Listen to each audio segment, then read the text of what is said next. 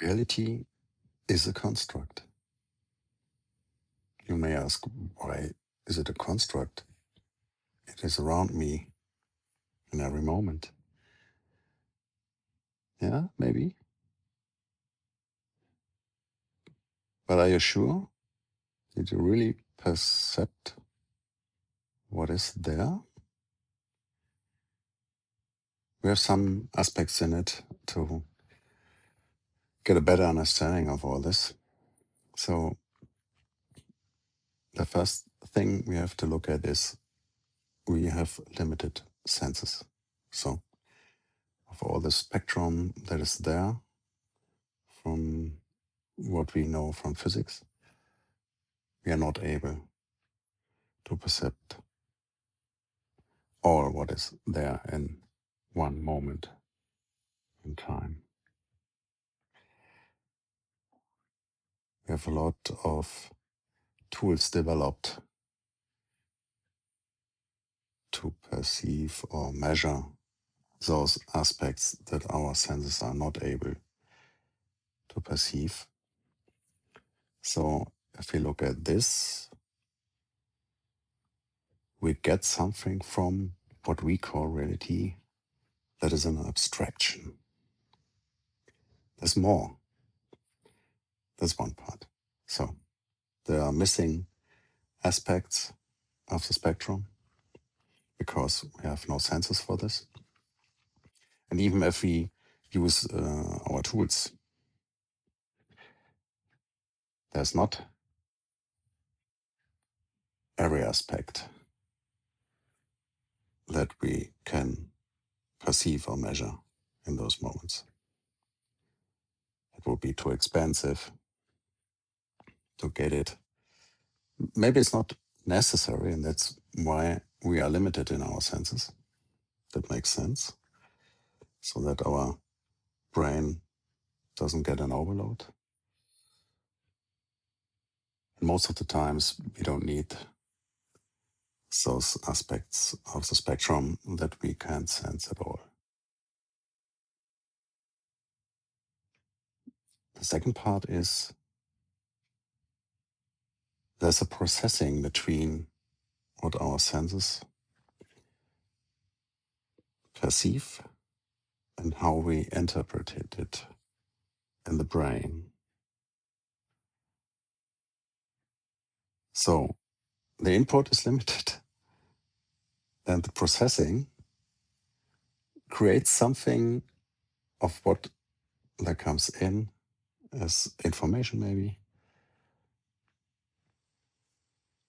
that is adapted to what our brain is possible to process in those moments. And then we have our mind as part of the brain that tries to understand or calculate a reaction to what we perceive after the processing of our senses. And the mechanics or patterns behind are shortcuts to react fast, maybe. If there's danger, there's not much time to react fast enough. So there is an idea of reality in the end that allows the brain to react as fast as possible to protect us, to don't need that much energy to have a working body. If food is limited, for example, we have to calculate where we can invest in energy and where not. So there are optimization aspects in it. And in the end, we have an idea or model of what is really outside of us, our body, and so on. So if we have a look at all this,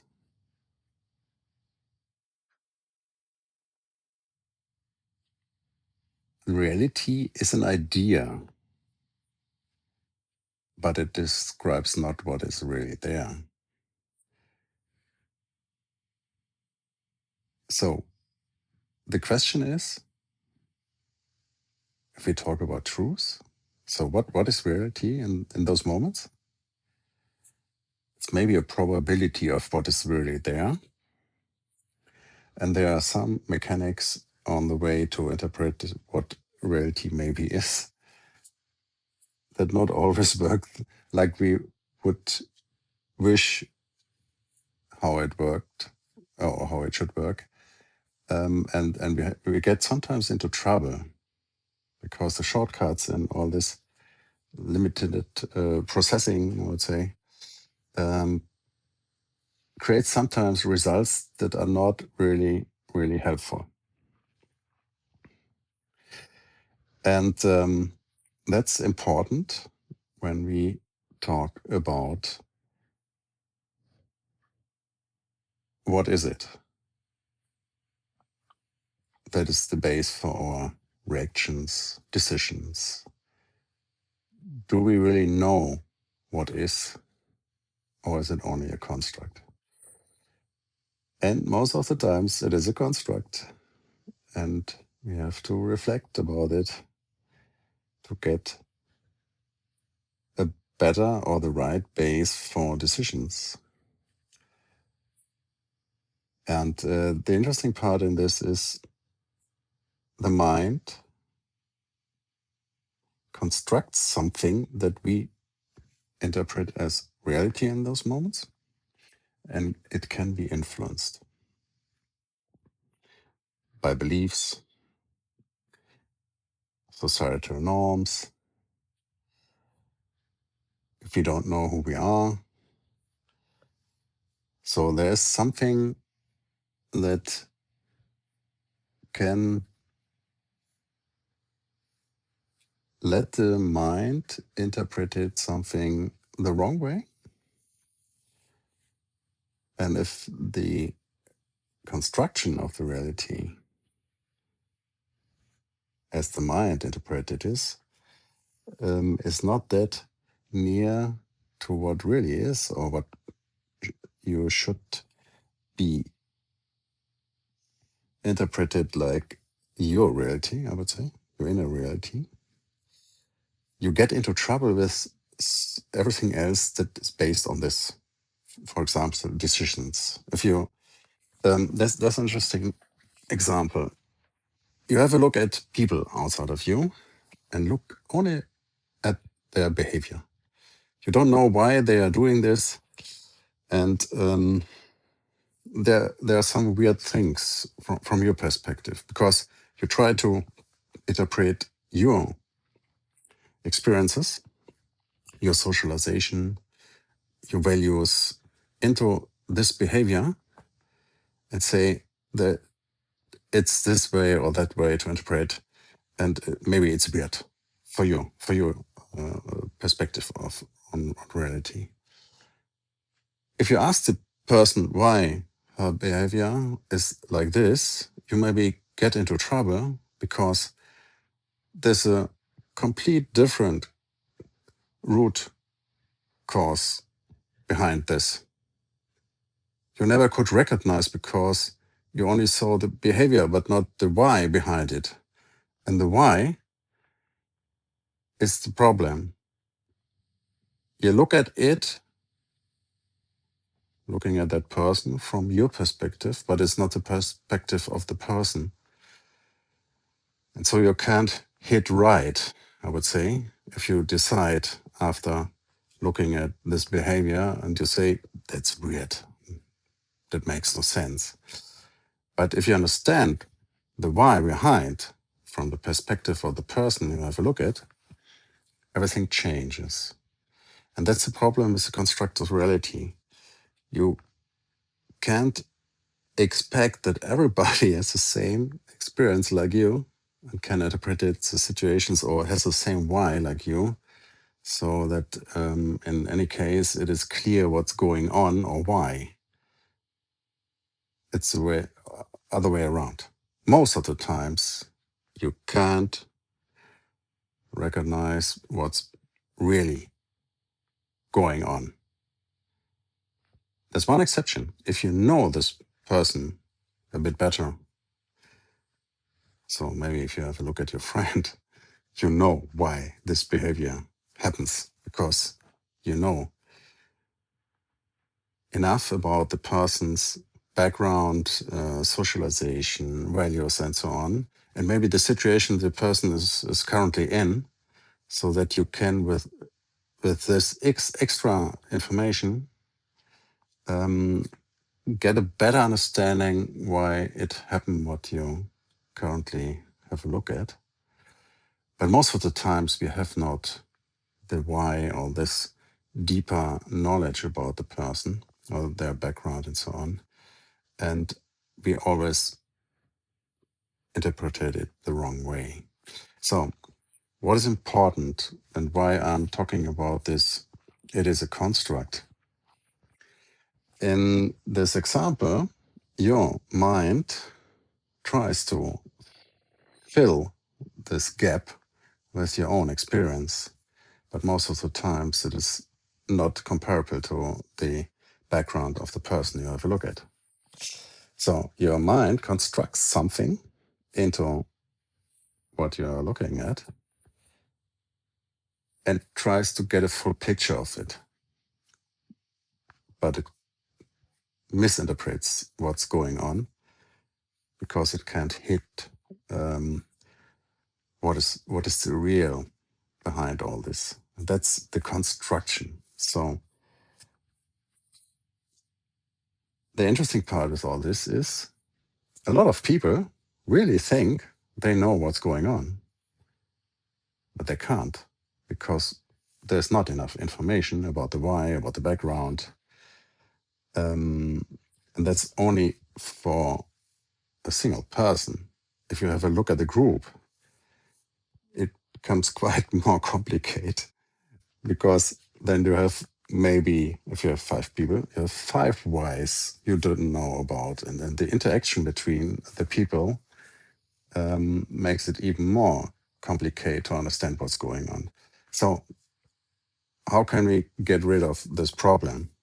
Talk to the people, understand what's their why, what's the background, and then try to decide, if you have to decide, or interpret what you really have a look at in those moments.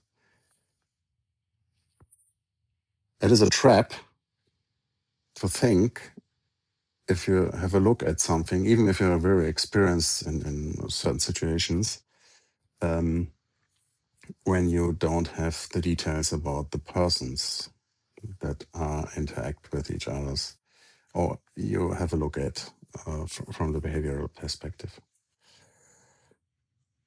That's the solution for this construct of reality.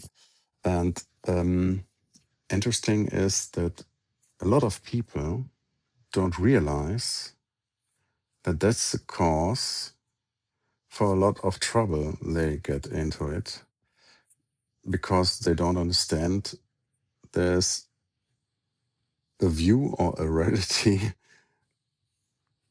for every person. There's not one reality. That's an illusion, a construct. Yes, we have some mechanics to have a common picture of some stuff. But even then, don't think that you know what's going on, because these individual parts from the people you have a look at are more important than those common concepts of reality. Because the situation for a single person changes in every moment. You can't freeze it or can say, oh, okay, I've learned something about this person 2 years ago, and now I'm knowing what's going on after those 2 years. There's a lot of change in between. You have to recognize and keep in mind when you try to understand what is going on right now, when you have a look at the behavior of this person. It's not the same person. even after an hour, maybe. Depends on what has changed in the life of the person, for sure. So, and the interesting part for me is don't take it for granted what you are looking at. It is always a construct. So, reality inside you is real, but not outside you. Outside you is a construct, in any case. So, that's a problem, but you can cope with it if you understand. I have to have a discussion or communication with those around me to understand what it is, the why behind all this. I have a look at. That's interesting also if you have a look at media and take it for granted what media talks to you about what reality is. A lot of the times, it's a kind of reality, but who is talking to you and which kind of reality do they create in your mind that you may take for granted and then take decisions after this or based on this kind of construct of reality. There's also a kind of control manipulation stuff in it. So try to understand who is talking to you and why you get this perspective of reality. And is it really a reality you should accept or that suits to you, who you are? And then if you're thinking that works for you, then take your decisions. If not, don't decide on those bases of information, of construction of reality. It doesn't help. A fail follows immediately. And that's something or a trap that a lot of people fall into every day because they can't realize that reality is not reality. It's a construct. And you need something to check, a mechanism that helps you to better understand, is it really that what I think it is? Or do I have to understand better what are the details, what is the why, the background of what I'm looking at, and all this manipulation and controlling stuff doesn't make it easier to get a better understanding of what is currently there and tries to persuade me from something that maybe is not a reality to me. And to me is important, is it a reality you can accept? And if you're in your who you are and have a critical view on it, the fails become lesser or fewer. And that's something that really helps when you try to understand what are the next steps to do, what is the way I want to go, because you need to know what is the base, the foundation your decisions are standing on. The better the foundation, the better the decisions and the better results. So take into account the foundation is important to understand how good your construct of reality really is in your daily life.